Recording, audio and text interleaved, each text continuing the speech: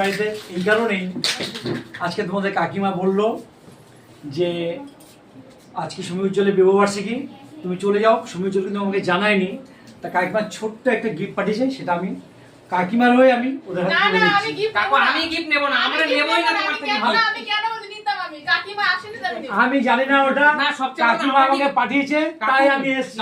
আমি বলি শোনো, কাকিমা যেদিন আসবে আমি সেই দিন গিফট নেব। সেটা আমি আমার কর্তব্য করে যাচ্ছি। আচ্ছা সবার আগে একটা কথা বলো, বলো। আমরা কি কোনো বড় করে সেলিব্রেট করছি? তোমার না, বড় করে সেলিব্রেট করার কোনো কথা নেই বন্ধুরা। তোমরা তো আমার ঘরের মানুষ, গিফট অবশ্যই এটা গিফট বলতে গিফট না, এটা আশীর্বাদ মনে করে নাও, ঠিক আছে? কাকিমা কেন আসেনি? এইটা কাকিমা কেন আসেনি? কাকিমার বাড়িতে অসুবিধা আছে ছেলেকে নিয়ে, তার জন্য এইটা তোমার জন্য আমার আর এটা সুমির জন্য, ঠিক আছে?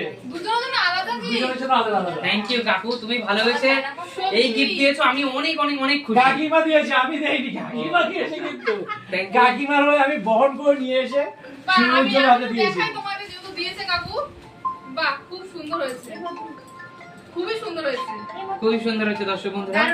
অবশ্যই পড়বো, কিন্তু গিফটের কোনো দরকারই ছিল না, কারণ আমরা তো কিছুই করিনি। এটা গিফট না, এটা কাকিমার একটা আশীর্বাদ তোমাদের কাছে, ঠিক আছে? অবশ্যই অবশ্যই থ্যাংক ইউ কাকিমা, তুমি ভিডিওর পাশে প্রণাম নিও, আসলে খুব ভালো লাগলো।